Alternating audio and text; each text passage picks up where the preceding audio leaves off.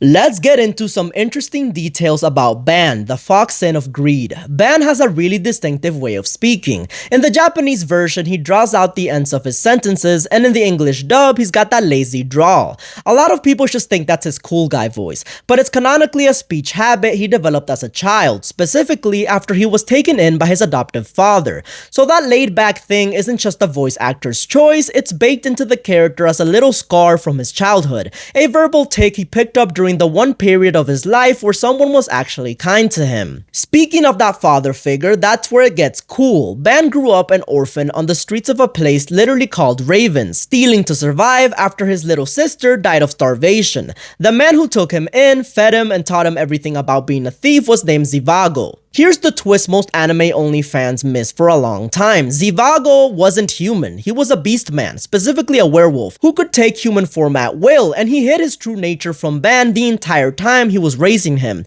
Now connect the dots. Ban's official title in the Seven Deadly Sins is the fox sin of greed. His symbol is a fox. The man's whole identity is wrapped around the fox motif, and the reason traces straight back to the werewolf who raised him. And this backstory gets darker before it gets sweet. Zivago actually had a biological son named Celion, who was also a werewolf, that Ban never knew about growing up. There was a moment where young Ban was getting beaten half to death by guards, and at the same time, Zivago learned that his actual son Celion had been spotted and hunted by humans in the mountains. Zivago had to choose, and he chose to save his real son, running off crying and begging Ban to forgive him. He got to Celion too late. The boy died in his arms, so Zivago lost his blood son and abandoned Ban in the same day. The payoff comes way later when they reunite, and Ban tells him that he made the right call, that he never resented him, and that Zivago was his ideal father. Big, tough, immortal Ban basically telling his werewolf dad you did nothing wrong is one of the most quietly devastating scenes in the series, and it barely gets talked about. Okay, here's a fun thing that lives in the databook stats. Ban's official height and weight are listed as 210 centimeters, that's just shy of 6'11" and 70 kilograms, which is about 154 pounds. Now, if you actually run those numbers, that gives him a BMI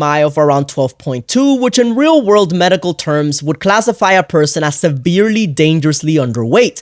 Like, that's not slim anime character territory, that's how are you standing up territory. Obviously, the guy's an immortal fantasy warrior who ripped hearts out for a living, so real biology took the day off. But it's funny that on paper, one of the most physically dominant characters in the series has the body mass of a coat rack. Anime proportions are a beautiful lie. Now, this might be my favorite piece of trivia in the whole series. According to the official character material, Ban and Meliodas have arm wrestled each other exactly 720 times. 720, and the result of all of those matches is a perfect exact tie, 360 wins each. But the record is so perfectly even that both of them insist they're the ones sitting at 361 wins, and they argue about it constantly because neither will accept being tied with the other. It's such a perfect encapsulation of their entire friendship. Two absurdly powerful, absurdly stubborn dudes who've spent literal centuries locked in the pettiest possible competition, and the tie eventually breaks when Ban wins the 721st match. Now here's a strange behavioral detail that says a lot about him. Ban has a documented habit of just letting himself get thrown in prison whenever he's depressed or bored, not getting caught by accident, willingly allowing it. He did it after Elaine died, and he did it again when he heard rumors that Meliodas had died. Think about that for a second. This is a functionally immortal man who could walk out of almost any cell whenever he wanted. Remember, he survived being executed multiple times during his imprisonment by Lioness, so for him, prison isn't punishment, it's more like a place to go numb when the outside world hurts too much. When grief hits, Ban's coping mechanism is to lock himself in a box and wait it out because time means nothing to someone who can't die. That's kind of haunting. Now for the mythology nerds, Ban is named after King Ban of Benwick from Arthurian legend, who in the original myths is the father of Sir Lancelot, an early ally of King Arthur and the husband of a woman named Elaine. Sound familiar? Anime Ban also loves an Elaine, and in the sequel series, he's the father of Lancelot and the king of Benwick. So far, it's a faithful adaptation, but here's the twist Suzuki pulled. In the actual Arthurian legends, King Ban was reportedly a serial cheater who was unfaithful to his Elaine constantly.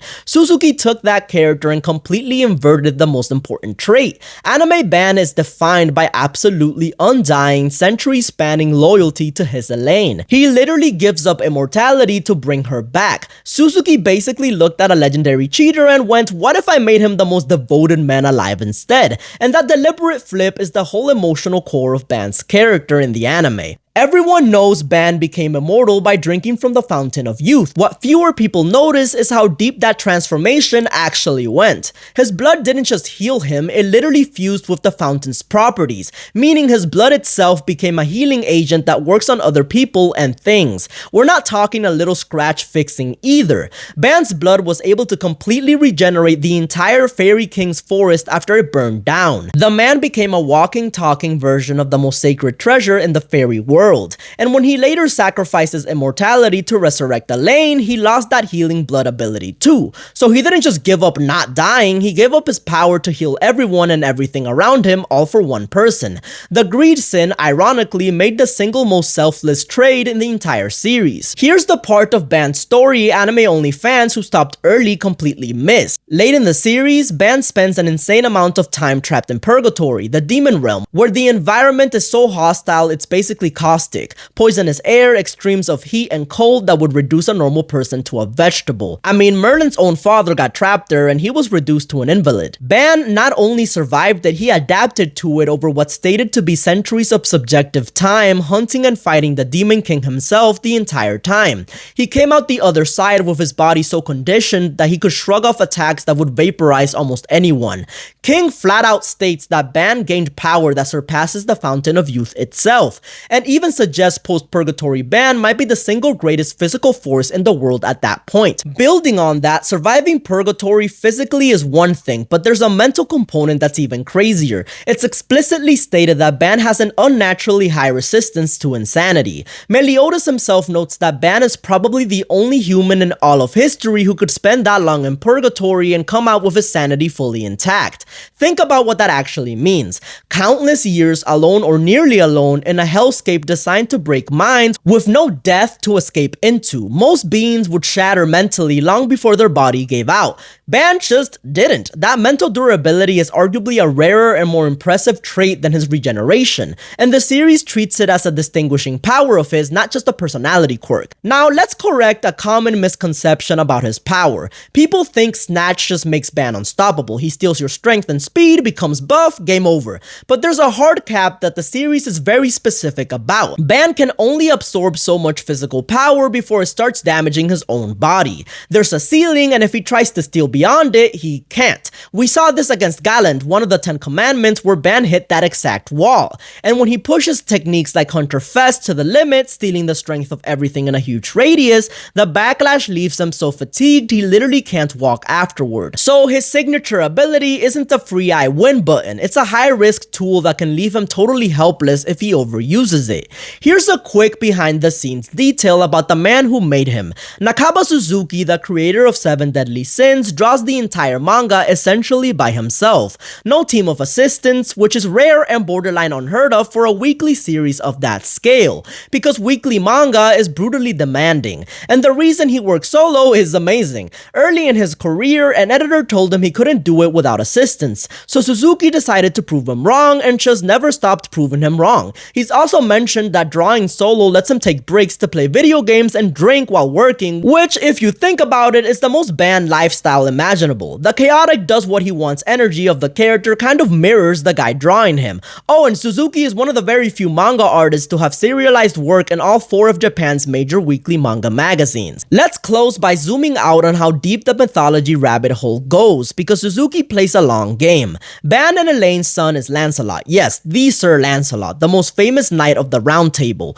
who becomes a major lead in the sequel series for Knights of the Apocalypse. But it goes even further than that. In the Arthurian source material, King Ban is also the grandfather of Sir Galahad, the legendary purist knight who achieves the Holy Grail. And sure enough, the anime canon gives Ban a grandson named Galahad too. So Suzuki didn't just borrow one name, he mapped an entire multi-generational Arthurian family tree onto Ban, planting seeds in the original series that only fully bloomed generations later in the sequel. A background bandit who rips out hearts and collects beer labels is secretly the patriarch of one of the most legendary bloodlines in all of Western mythology. And on the collecting note, that's his actual canonical hobby, by the way. Ban collects ale labels, and his single favorite brand is Aberdeen Ale, named after the very prison where he first met the werewolf who'd become his father. Even the man's beer preference is a callback. Nothing about this character is accidental. So yeah, Ban is so much more than an immortal guy who loved a fairy. He's the walking bundle of hidden trauma, mythological Easter eggs, and deliberate creator choices, right down to the way he talks and the fox on his crest.